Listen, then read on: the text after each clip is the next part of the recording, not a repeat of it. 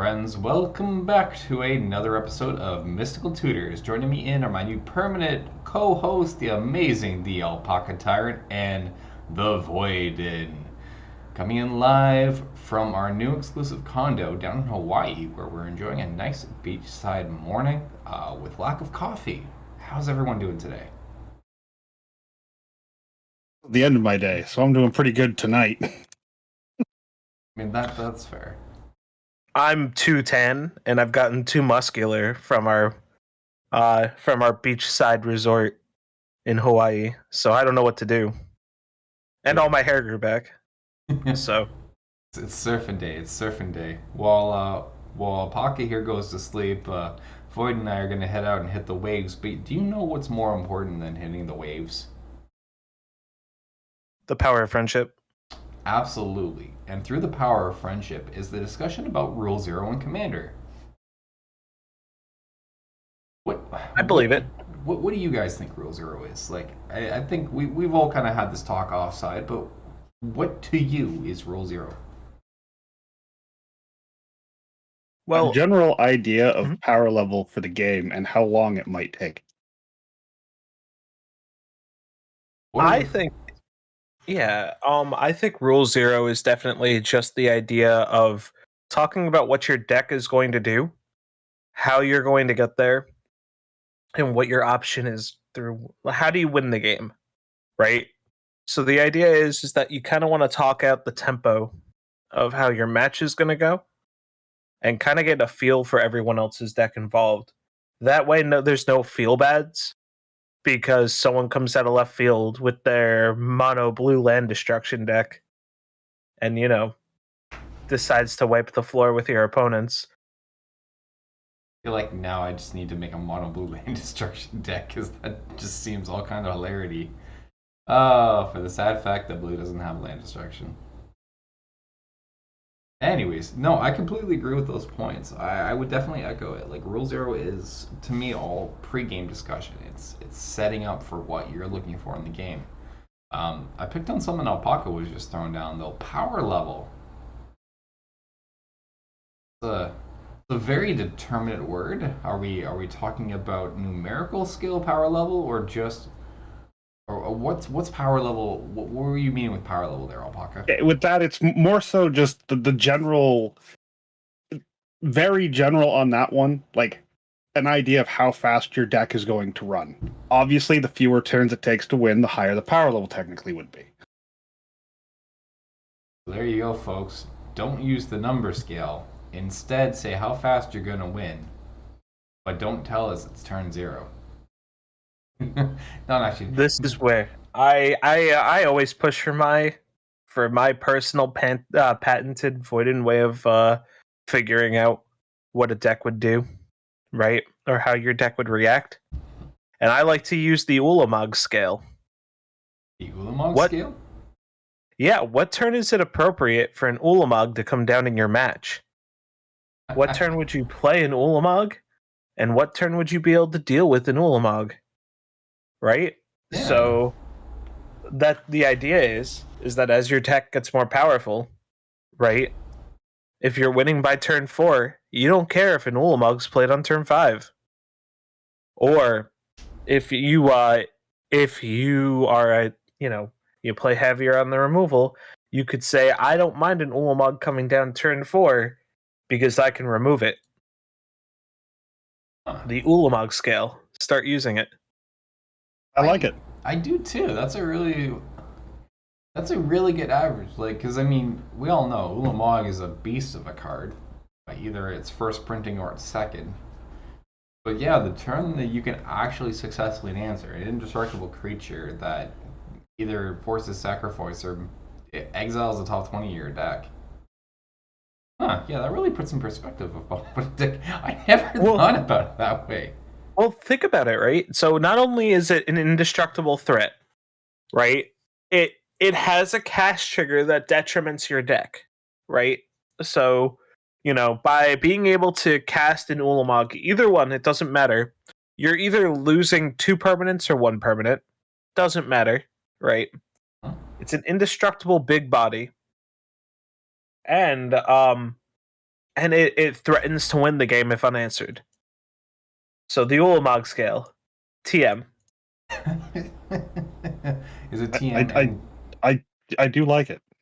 I do too. Is it patent pending? I have to ask. Now it is. Okay. Hold on, I'm writing the patent on my patented Infinite tokens right now. Beautiful.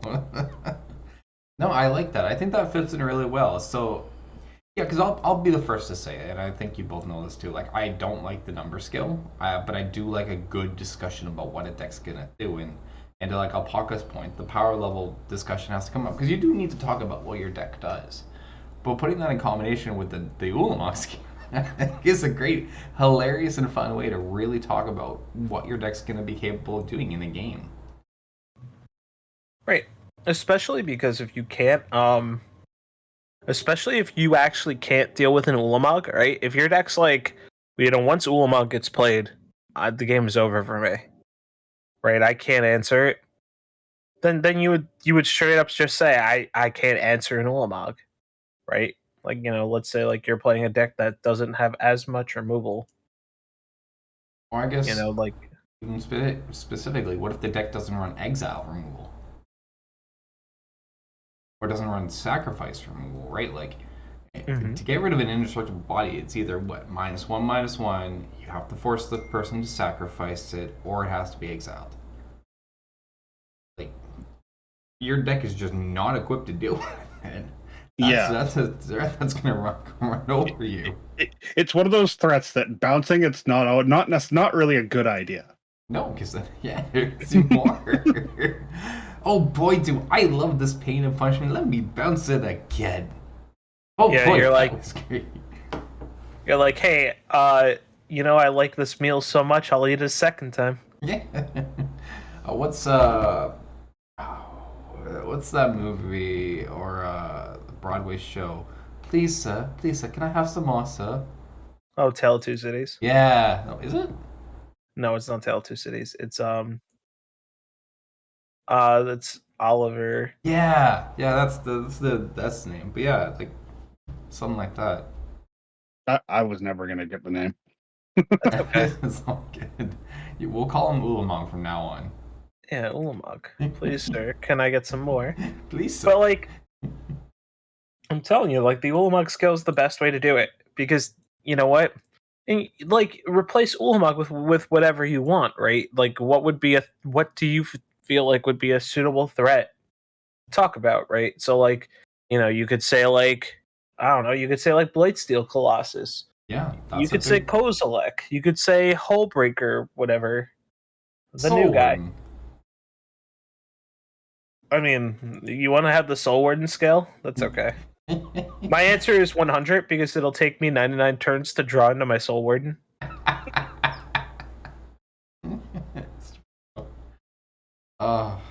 Yeah.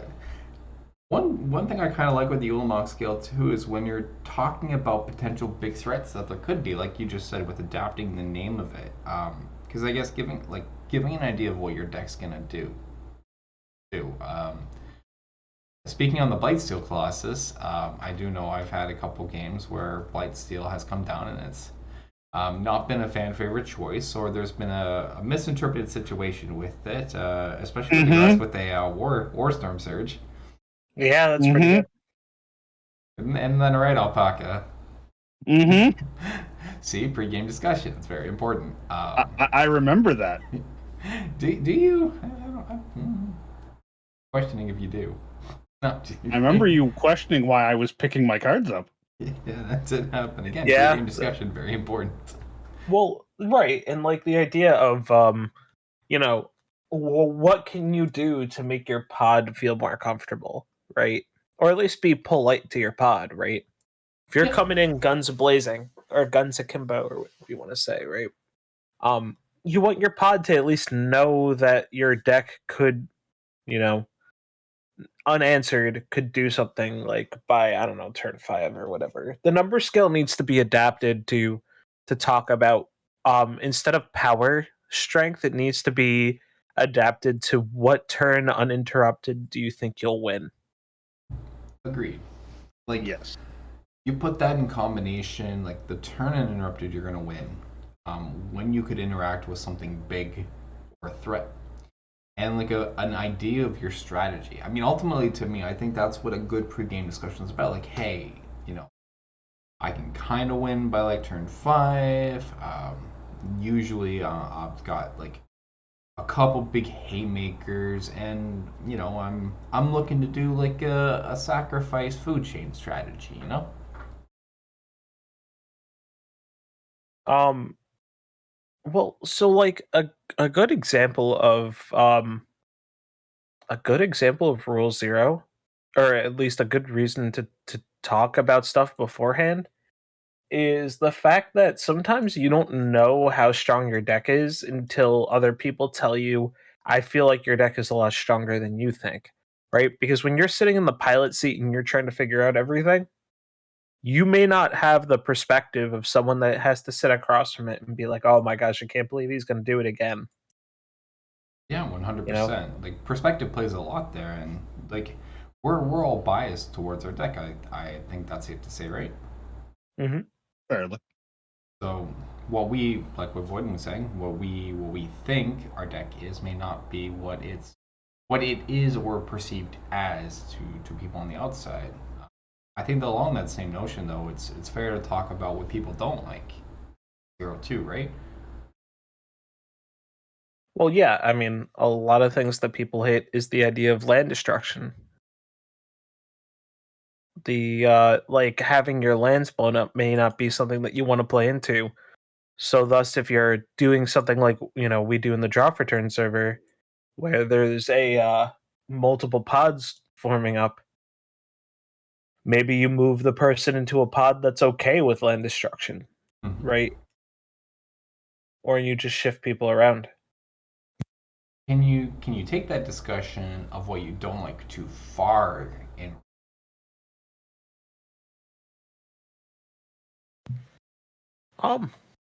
Roscoe, I'll let you take this one, or Alpaca, Um, I could let you take this one. there is a potential. Like, there is certain things that a lot of people just have no interest playing against. Mm-hmm. But sometimes you'll get those complaints, and they're not founded because 90% of the players are going to play with stuff like that, and you can't ask an entire table to not play with that way. It's just unreasonable. Absolutely. But I think it still Like, comes up, right? Unreal expectations. Mm-hmm. yeah, like the idea of like fast mana, right? A lot of people don't like fast mana. Like they don't like the idea of playing like Soul Ring and other stuff like that. But as good as fast mana is, a lot of people build their decks around being able to hit a certain threshold of mana, and taking away someone's fast mana may make it so that their deck doesn't easily hit that, not easily, but consistently hit that threshold of mana, right? Because not every deck can play like ramp spells. Actually, Sean's a perfect example for that. Yeah. I've seen him just flounder many games because we broke his stuff. Correct. That's just kind of the way my nature of my decks are built. With the artifact base that I do, I like all my decks have green. I do have green ramp. I do rely heavily on rocks because I have the habit of playing very expensive CMC commanders. So I think my fast man. Otherwise, I'm probably 3 turns behind the game. Usually, at least. Yeah. And that's also assuming you didn't keep a hand with a low land count because you had your fast mana. Yeah, definitely done Right. that before. No, I think that's fair though. Like certain playgroups will say, yeah, I don't like fast mana, don't play fast mana. I mean, I'll always objectively say, if you want to play fast mana, play it. If you don't want to play it, don't play it. Like Alpaca, barely what? You have 2 decks with Soul Ring, 1 deck. Um, I think I'm at the other, but that has nothing to do with it being fast mana. I find drawing a soul ring not in the first 5 turns of the game makes it a garbage card in the deck. Yeah, which I think is a fair opinion. I was just And more. when you start with 7 cards, so you have just over a 7% chance to see it in your opening hand, because there's only 99. Mm-hmm. We're only looking at like the top 13 cards at most before I'm considering it an absolute dead draw. Yeah, because by that point, like in the game, unless you have a way to effectively use it, it is dead in that sense if you're on top decking mode. Um, Mhm. yeah, I was just more meaning on the sense of like why people choose to put it in a deck or people choose not to put it in a deck. Right? Like your choice to not put it in a deck, I think, is a very different one than what people might decide not to put it in. I think it's more valid on your end to decide not to put it in because you're doing it from a logical Yeah. perspective of this card is dead if I don't draw it. Whereas But- people may say, I don't want to play against Soul Ring because it's fast and broken. It shouldn't be in the format, and then that's my rule 0, right? Right. the one argument I have for like calling it fast mana and just saying it shouldn't be, it is the fact that it's been printed how many times in every single commander deck that there's no true excuse for not having one anymore if you're a Especially commander be- player. Yeah, especially because it's so widely available that you could go find it. You could find one for $1. Yeah, I was gonna say. I think I literally just looked at one that's like that was $1. Like it's Mhm. easy to find these days. And like here's the thing, right? Like everything can be worked out in Rule 0, and sometimes, unfortunately, the Rule 0 discussion ends with you guys saying that I don't know if we're gonna have fun this game. Yeah. Yeah. Like there's a rare chance that that could happen, and if that happens, then you know what? You can find another group to play with. Yeah, You 'cause know, sometimes unfortunately, but no, I don't think it's a well. I mean, yeah, it's unfortunate if you don't find a game, but I think that's a fair thing to say, right? There is a potential lineup that what you're looking for is not going to match what other people are looking for, and you move on. Um, I mean, you let's also say find yeah, go ahead. no, you could go. You also find experiences that you thought you never would, right? Like, Rule Zeros where people talk about playing their deck that has like an uncommon normal creature as their commander. Some people that are playing like Battle of Wits decks. People that play like, hey, I Yeah. want to play the silver bordered list that I normally don't get to play. Like you get cool stuff that normally if you didn't have a Rule 0 discussion people wouldn't be able to play. Well, They feel intimidated. bringing in different cards as like commander, wasn't that last Halloween, like Halloween 2020, where someone brought in Arlen as the commander Yes, just Arlen. to fit the theme? Mm-hmm. Yeah, I believe it was Arlen Pax Hope, Pax something. The first Planeswalker Arlen. Yes, and that was brought in as the commander. People Rule 0'd. Hey, this fits the theme of a werewolf deck. You want to try it out? Let's do it. Yeah, I think people don't get that as competitive as people are in EDH and Commander, it's still a casual format. For players, by the players. Mm-hmm. That also allows people to say like, hey, a card was banned in this format. I don't believe this card should be banned. Can I play with it? Right? Like last night, someone was playing with Emrakul Aeon's Torn and said, this card is banned in the format, but I don't believe it should be banned. Is it okay if I play it in my deck? And I basically turned to all the other players and I was like, I'm okay with it. And everybody else was like, I'm okay with it too. And I said, but if you win just by casting Emrakul, I said, you're disqualified. That's just what it is. Oh, I think That- that's fair. that's fair.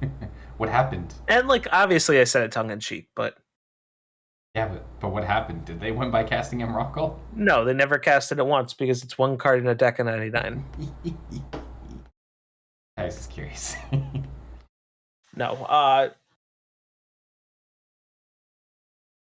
think that's a good point. Like, you try out new experiences with Rule 0 too. Trying out things that are banned, finding out why they're banned. Braids, for example. A lot of people always find braids oppressive. I mean, I don't think it's that bad. I'm playing against the braids once or twice, but that's not much. Anyways, or even Lutri. Lutri, for example. People can play Lutri with Rule 0 because the poor little otter died for nothing. all aside from being a staple in almost any deck that runs red and blue. I think it only died because it was just a free card for those decks. Oh, 100%. And that's entirely why it died. Well, and like everybody would play it in those colors anyway, right? Like there's no reason not to. Yeah, there is no reason not to. That's exactly why it was banned. I should have clarified. Rule zeroing Lutri to be in the 99, not in the companion zone. Yes, yeah. Yeah.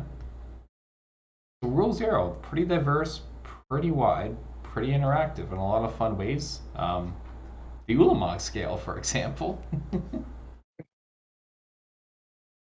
I think there's a lot of creative space in what you can achieve with Rule Zero. I would encourage people to do, to come out and talk about it every single time and to make sure that, to have the most fun ever in a game, you need to be straightforward with people about what your deck can do. Don't hide anything. Because if you hide stuff, people will be angry and you won't have a pod again. Yeah. But like if your deck's too strong and it does exactly what you say it does, but it does it better than what you sold it as, then there's some wiggle room for understanding.